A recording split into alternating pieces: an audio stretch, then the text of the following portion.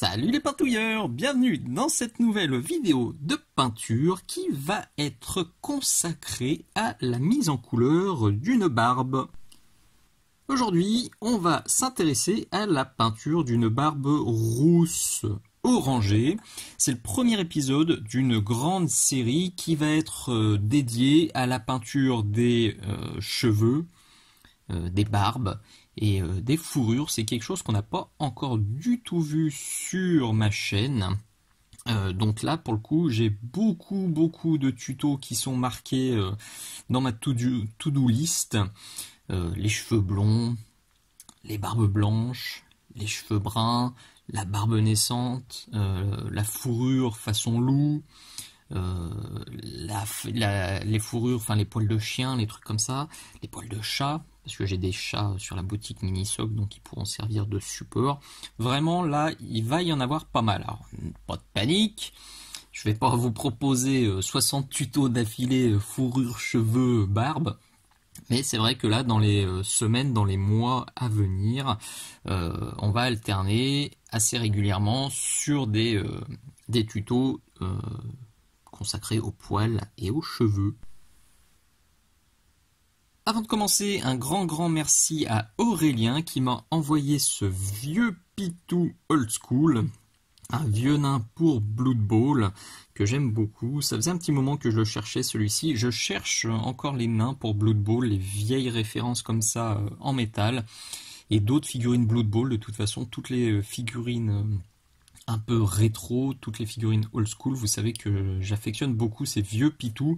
Je pense d'ailleurs que je vais rapidement lancer aussi des tutos rétro painting sur ma chaîne, parce que c'est quelque chose que j'apprécie beaucoup. Je lis très régulièrement les anciens White Dwarf, et il y a des figurines dedans qui me font vraiment halluciner, qui me plaisent beaucoup. Donc si vous avez dans vos tiroirs, dans vos cryptes, dans vos armoires, des figurines old school qui ne vous servent pas, que ce soit pour Warhammer, pour Blood Bowl ou pour 40K, en particulier la V2, les orques et les Space Marines, surtout n'hésitez pas à me contacter, soit dans les commentaires de cette vidéo, soit sur mon Facebook Dimitri Perrard, soit le plus simple c'est encore le formulaire de contact du blog. Donc merci beaucoup Aurélien, une chouette figurine. J'ai déjà tourné le tuto de l'armure verte, c'est un quick tip.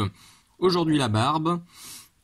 Je ferai sûrement le socle, le petit squelette, il y a pas mal de taf sur celle-ci.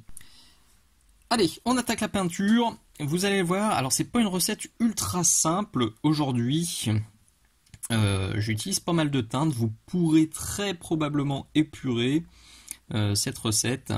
Tout simplement, pour être tout à fait honnête et transparent avec vous, j'étais parti, vous voyez, j'ai déjà fait des tests sur le côté droit de la figurine. J'ai fait pas mal d'essais. Au début, je voulais une barbe rousse très réaliste, un peu comme je l'avais fait sur ce Fulgur, où voilà, j'étais resté plutôt sobre et désaturé. Et ça allait pas, très sincèrement, ça collait pas. J'avais une armure verte super flashouille et la barbe était toute terne, ça faisait plus sale que réaliste. Donc, je suis repassé dessus avec des couleurs plus flashouilles. Mais du coup, j'ai un petit peu peur que si je pars de ce côté-là avec direct les peintures flashouilles, je flippe parce que j'ai peur de ne pas retrouver ce résultat-là et de devoir ensuite reprendre tout ça. Donc vous allez le voir, il y aura pas mal de teintes que je vais utiliser aujourd'hui. Alors je vous redirai au fur et à mesure ce qui peut peut-être être dégagé. Mais voilà, flippez pas, il y a beaucoup de teintes. Mais elles ne seront pas toutes indispensables. Là, je vais les utiliser pour tenter de réobtenir exactement ça. Ce qui est très important quand on travaille une chevelure ou une barbe ou une fourrure, c'est dans un premier temps d'imaginer ça comme un volume. On oublie les poils, on oublie la sculpture très détaillée des poils, on voit ça comme un volume. Là, comme si j'avais une grosse saucisse qui est courbé comme ça. Donc on va déjà assombrir tout le bas, éclaircir tout le haut, et seulement après on va vraiment se focaliser sur la peinture des poils par poil pour redonner vraiment du détail et pour créer les petits reflets. Alors qu'on voit là parce que je les ai peints, mais vous voyez, même là sous la lampe, on voit bien que chaque poil chope la lumière de manière zénitale. Donc ça, c'est très important, si, en particulier sur les barbes comme ça qui sont bien étoffées. C'est vrai aussi sur les petites chevelures et c'est particulièrement vrai sur les animaux quand on veut faire toute une fourrure. Focalisez-vous dans un premier temps sur le volume, éclaircissez, ombrez comme s'il n'y avait pas de poils, puis après seulement vous reprendrez les détails. Idem pour celle-ci, vous le voyez, si on peignait cette petite barbichette, on ombrerait déjà tout le dessous, on éclaircit le haut et là, ça se voit très très bien. En fait, chaque poil qu'on voit qui se dessine sous la lampe, on les reprendra à la fin avec un éclat final ici.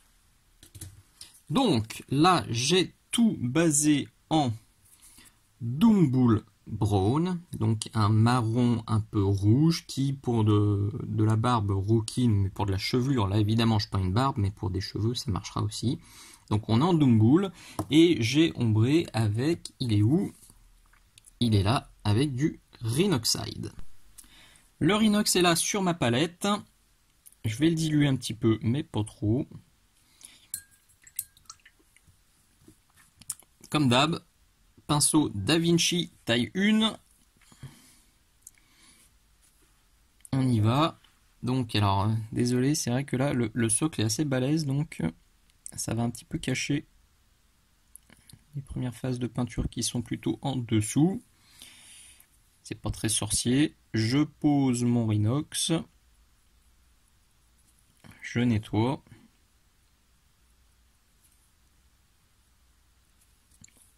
Et je viens de tirer sur tout le bas de la figurine. J'en mets pas du tout en haut. Alors, je vais quand même en mettre là sur le côté pour faire un lining propre. Et là au milieu pour faire un lining propre. Mais c'est tout.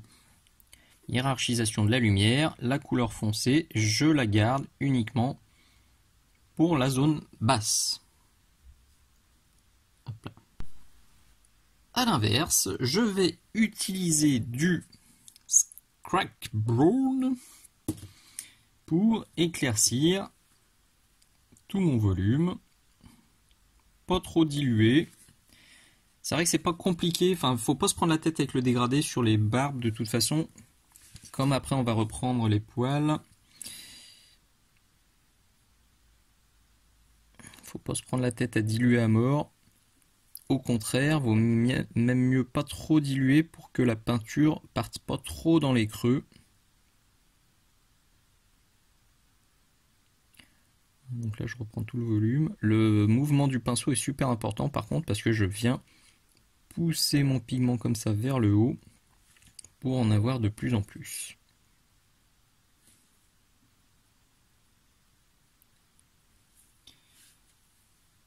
C'est mieux que tu restes devant la caméra quand même.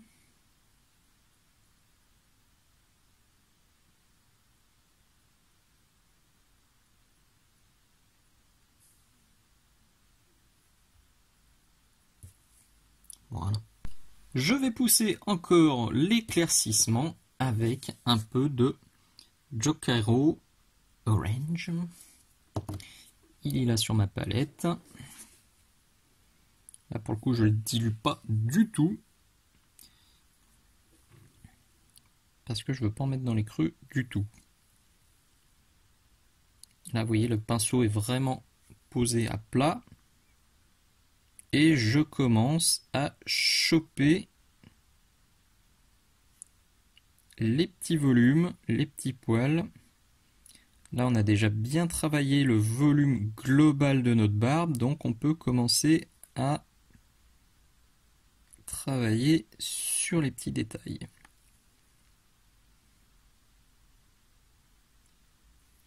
Là, pour le coup, vous voyez vraiment ça se fait tout seul.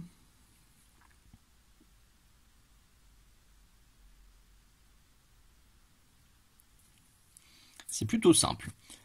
Donc, vous avez là, je pense, un combo Rhinox, Dumbull, Scrag, Jokero qui vous fera une chevelure ou une barbe rousse réaliste convaincante. Il faudra terminer avec des petits éclats d'ivoire pour faire les derniers reflets et je pense que ça fonctionnera parfaitement.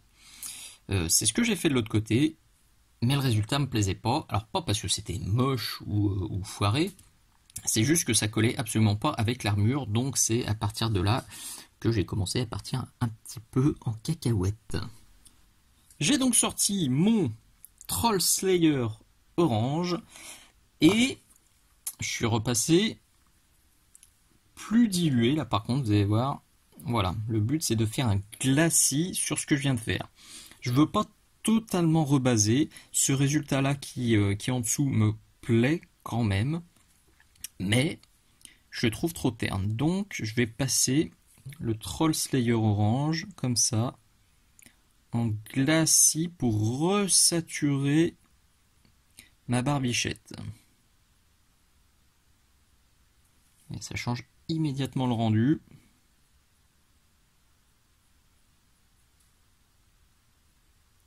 Alors pour le coup c'est vraiment une question de goût.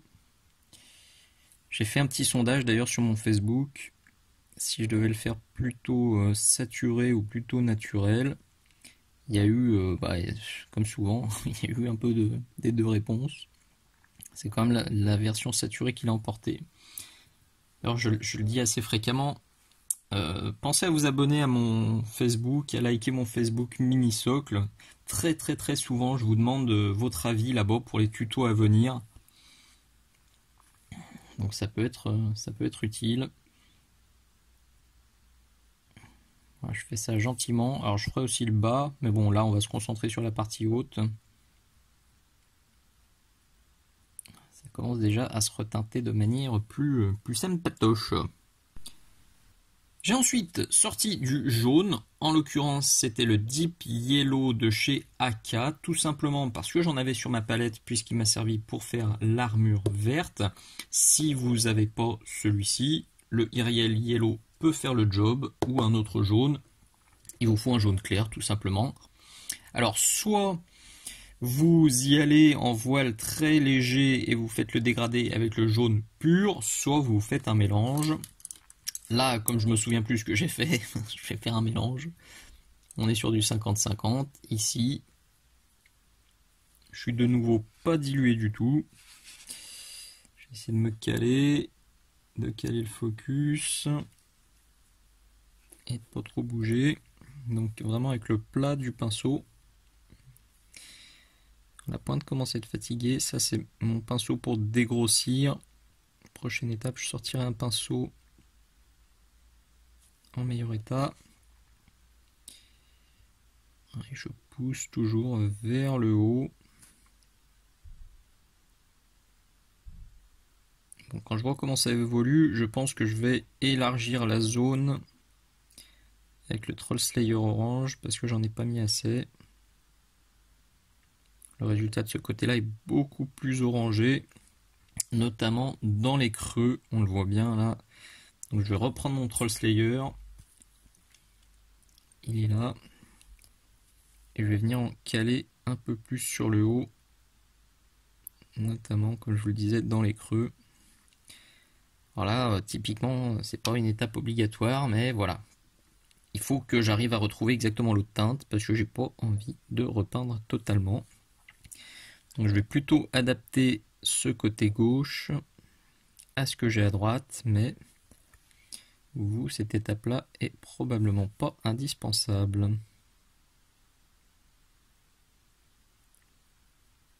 Donc c'est pas le plus intéressant. Ça, je vais couper la caméra et faire ces petits ajustements tranquillou.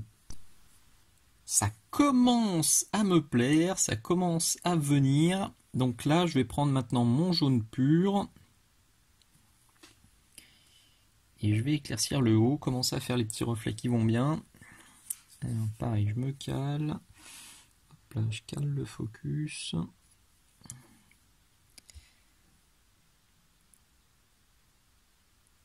Là, j'effleure à peine la figurine. Là, je pense plus du tout volume global, je pense petit poil. Là, celui-là est trop jaune. Il faut essayer de pas monter trop jaune quand même. Là aussi, donc je vais repasser encore mon orange.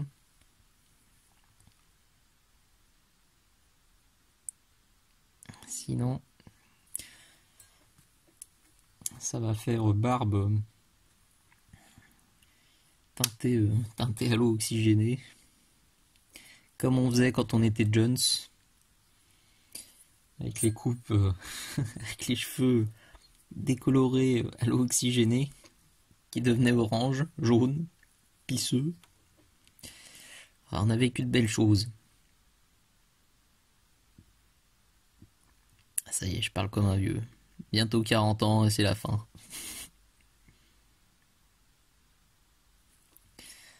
Donc là, c'est limite un peu trop jaune. Calme-toi, bébé. Et là, je me dis que c'était quand même encore plus clair de l'autre côté. On va sûrement ajuster encore un poil. Allez, je vais et viens avec mon jaune. Avec mon Troll Slayer orange, là, jusqu'à ce que ça me plaise bien. En tout cas, en termes de lumière, on est pas mal. En termes de volume, voilà. Là, je mets 1 mètre sur la table. La barbe, je vois vraiment bien sa forme, clairement. Donc maintenant, ça va être l'étape ultime où il faut monter la lumière très très fine pour simuler les reflets qu'on voit dans une barbe quand elle est bien propre. Alors là, je me doute que ce nain n'est pas le gars le plus propre du monde, mais c'est important, limite comme un métal non métallique, de faire ces petits reflets pour simuler le reflet de la lumière dans le poil, dans le cheveu. Et pour faire ça, bien sûr, on sort du off-white, de l'ivoire, du blanc cassé. Top moumoute pour ces points de lumière. Alors là, je vais le diluer un peu. J'ai sorti aussi mon taille 0 pour avoir encore plus de contrôle. Alors, essayer d'y aller léger. Voilà, je vais faire un reflet comme ça. Je vais faire un reflet en haut. Je vais essayer de choper ce poil là qui est au milieu, qui a quasiment pas eu de peinture. Voilà. Faire ici aussi. Là. On est pas mal, on est encore beaucoup plus orange de l'autre côté, donc je vais encore remettre du Troll Slayer orange pour contrebalancer. Et vous voyez que ces petits reflets, vraiment, ça fait toute la différence. C'est aussi ce qui va donner l'impression, l'illusion d'un poil luisant. Voilà, je m'arrête ici pour ce nouveau tuto. C'est pas fini, vous voyez, il y a le bout qui est là qui est pas fini, il y a le bout qui est là qui est pas fini, mais je pense que on comprend suffisamment de quoi il est question. Surtout, je le redis, le plus important, vous le voyez, c'est ces petits reflets finaux qui font toute la différence. Et sur la sculpture old school comme ça, c'est aussi la finesse du trait qui va tout changer. Parce que vous le voyez, j'ai dû un peu feinter. Alors, est-ce qu'on va le voir à la caméra? Oui. Donc là, c'était juste un gros trait, un gros boudin à la sculpture. Et vous le voyez, j'ai affiné le trait en faisant un à droite et un autre à gauche bien clair, pour donner l'impression qu'on avait 2 poils en fait, alors qu'au final, il y en a un seul qui est sculpté. Ça a été aussi particulièrement vrai sur cette zone-là, qui est la sculpture était un peu brouillon. Donc ça, par exemple, ici, c'est pareil, c'est juste un gros poil, et en fait, j'ai fait un très clair, un très foncé, un très clair, pour affiner. Alors sur une sculpture beaucoup plus fine, il n'y aura pas besoin de faire ça, mais là, vraiment, ça a totalement changé le résultat. J'étais pas du tout satisfait de ce que j'avais fait. Et juste en raffinant, c'est vrai, là aussi, vous voyez, ce tout petit machin-là, il n'existe pas, en fait. Il n'existe pas à la sculpture, c'est artificiellement, c'est un poil qui est en trompe-l'œil et qui permet de faire quelque chose quand même de beaucoup plus convaincant. Je vous mets la photo de ce que j'obtiens donc à l'instant T. pour que vous voyez exactement où je m'arrête. Maintenant, très probablement, je vais continuer un petit peu la peinture, même si là, le coup de l'affinage des traits, ça m'a bien dérouillé les yeux, donc je vais pas continuer 3 heures. Mais je vais peindre encore un petit peu et je prendrai la photo finale pour la bannière. Donc il y aura sûrement une petite différence entre ce que vous verrez sur la bannière et sur ce que vous avez vu à la fin de ce tuto. Mais je le redis, l'essentiel a été montré. Donc c'est cool. Cette vidéo, c'était de nouveau une avant-première Patreon, donc tous mes abonnés ont pu la voir il y a plus de 3 mois. Vous avez le lien vers ma page qui est là, vous l'avez aussi dans la description de la vidéo. Vous avez donc des vidéos en avant-première, mais vous avez aussi plus de 20 vidéos exclusives qui sont uniquement là-bas. Si vous voulez voir les sujets qui sont traités dans ces vidéos exclusives, comme d'hab, tout est noté dans la description de cette vidéo. J'espère que ça vous plaira. Si c'est le cas, surtout n'hésitez pas à mettre un petit pouce vers le haut, un petit commentaire, à partager, à en parler aux copains, envoyer des bisous, des poutous, tout ça, c'est toujours bien cool pour la motivation. Merci d'avoir regardé jusqu'au bout. À très bientôt. Ciao, ciao.